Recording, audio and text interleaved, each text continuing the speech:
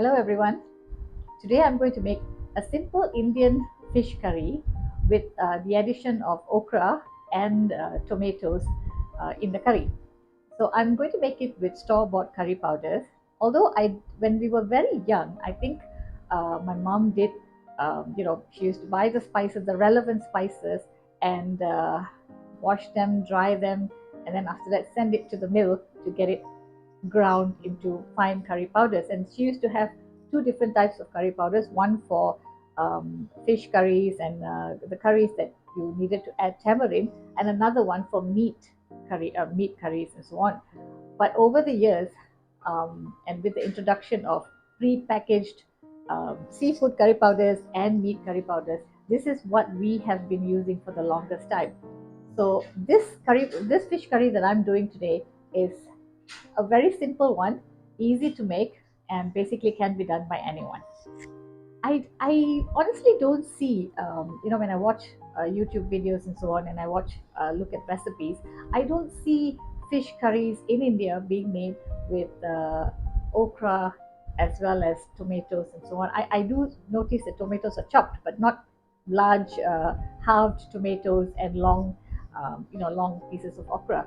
So and I do know that in Indian Muslim shops or restaurants in Malaysia, this is commonly seen. So this could be a Malaysian element to our Indian fish curry. I'm not sure. I could be wrong, but I figure this is why I grew up eating fish curry with long okra and tomatoes.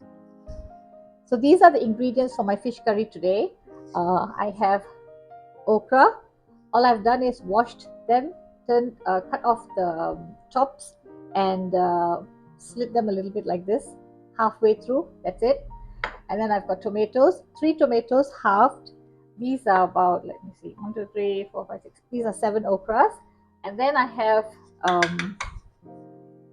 1 medium-sized onion sliced, 1 green chili cut in half, and then 2 sprigs of curry leaves. And then I've got about 3 cloves of garlic that I've thickly sliced.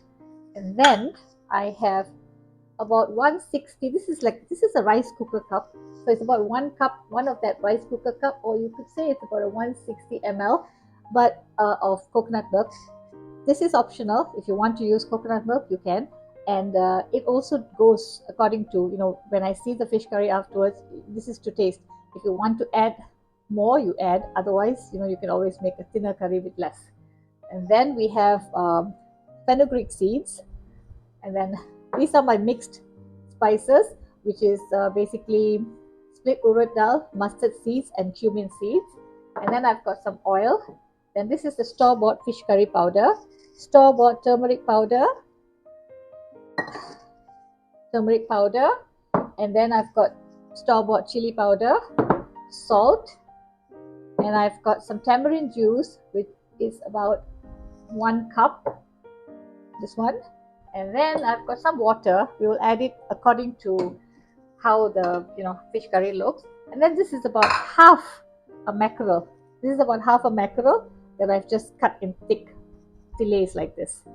Okay.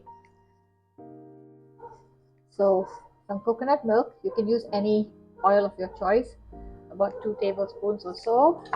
And then now I'm going to add some fenugreek seeds, about a teaspoon of fenugreek seeds, about a teaspoon of mixed spices, and then let it brown and start to splutter.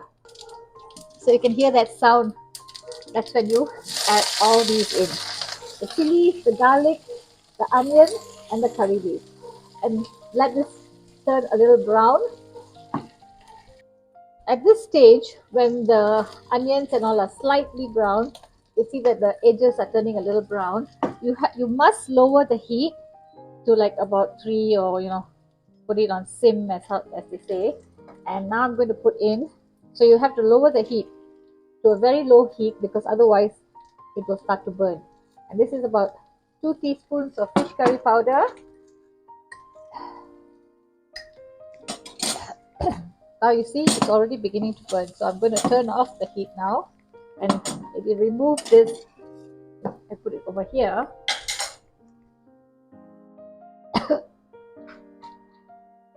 Then I'm going to stir it, and I'm going to put in a teaspoon. Hold on, please. A teaspoon of turmeric powder. You see, you have to adjust by, yeah. And then a few tablespoons of fish curry powder. So I'm going to put about 2 heaped tablespoons, 2, 3, 4, and then later we will see how that goes. If it's if it is like, if it's the curry is thick enough, then it's fine. Otherwise, maybe we'll just have to add another tablespoonful. So let's let it brown a little bit, but be very careful because otherwise it'll start to brown. Now you can add the water.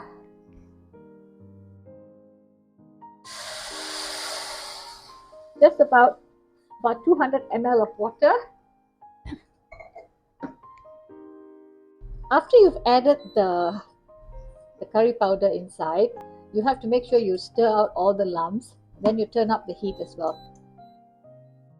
You can go high.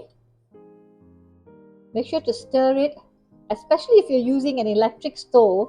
I notice, as opposed to the gas stove, the electric stove tends to burn right at the bottom. I'm not sure why, but I have experience with both. Like this one is an electric stove, and if I don't stir it and make sure that the heat is on low, initially on low heat and then later higher heat, but continuously stirring, the bottom will burn. So you just let it stir, just keep stirring for a bit, let it bubble a little bit, then you can add the tamarind water, the tamarind juice. I feel cooking the curry powder paste a little on its own makes it makes the curry more flavorful. So I don't add the water and then put the curry powder. I kind of do this, and now I'm going to, instead of tamarind juice, I'm going to put in water, another 2 ml or so, 200 ml or so. So that much, or maybe a little bit more.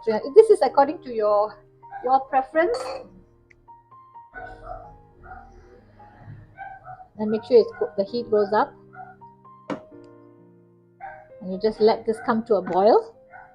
Add some salt,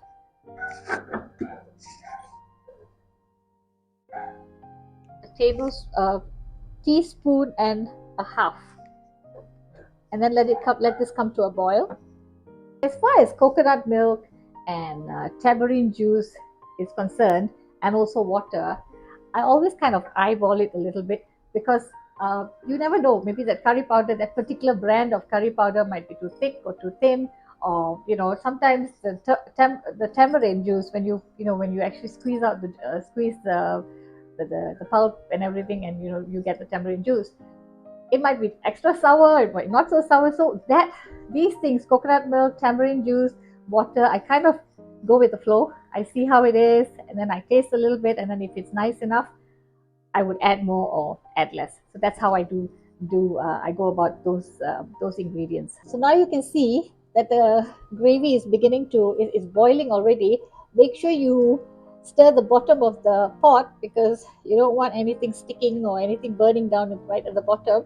So now I would add my tamarind juice. I'm not going to add all of it. I said 1 cup, but I'm only going to add about half a cup. And I also want to add more water. It has to be like this consistency. I'll show it to you. About this much. And then as it boils, it will thicken. So now it's boiling. And remember that this is also the stage that I would taste it a little bit to see whether there's enough salt, or I also see whether it's sour enough. So I've just tasted it, and I don't think I need any more tamarind juice. And I think it's also the thickness is also all right. Remember, we're going to add some coconut milk later. So now at this stage, I will add my fish. Who likes eating the tail? I don't. Just like eating the fillet, but that bit, I'm not a big fan of that. Okay. Always put the fish when it's boiling. And let this cook for about 3 to 4 minutes. Once the fish is put in, you could also cover it. This way the heat is intensified. Just have a look in between the 3 to 4 minutes. Just have a look, and you can see the fish turning. Can you see that color is beginning to turn opaque? So you know that the fish is cooking. Give it a little bit of a stir and continue cooking.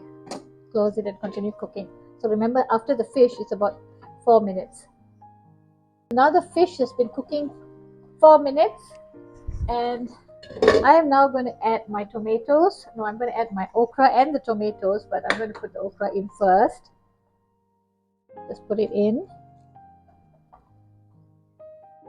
Okay, at this, as for this, remember that if you want it half cooked, then you know, you can take, you don't have to cook it for too long. But if you want it like really cooked, and I think most old people would want it really cooked because they won't be able to bite, I guess, or they just prefer it that way. Oh God, I made a mess. So it's up to you really. I like my vegetables half cooked, so I'm just so I'm not going to let it cook for too long. Cover it again. So the vegetables have been cooking for about 2 minutes. This, if you want it more cooked, do cook it for a longer time. And towards the end, what I'm going to do is put in the coconut milk. And once again, I'm going to see if I need to put all of it. Remember, coconut milk gives lots of flavor to Indian food, but at the same time, it is saturated fat, and it can be fattening. So you don't have to use too much of coconut milk, or you could change it to some other milk if you like. It's all up to you. So I'm going to add half of this and quickly stir it so that it doesn't start clumping. Okay, so that's all. I don't think it needs any more. So out of this one, I think it's at 160, this rice cooker cup, which was full, I am only going to add half, and so it's less than 160. Quickly stir it, and then let it simmer for another 2 minutes. So I'm turning off the heat now. It was cooking for about another 2 minutes, and turn off the heat. It's done. So here you go, everyone. My Indian fish curry, all done. I'm just going to show it to you and go authentic by just using my pot. There you go, Indian fish curry. So thank you everyone for joining me today. I hope you've enjoyed the recipe. If you do like my videos, please do subscribe, please share, and please give me a like. Thank you so much. Bye everybody. Here's Shakila Shanmugam signing off. Bye bye.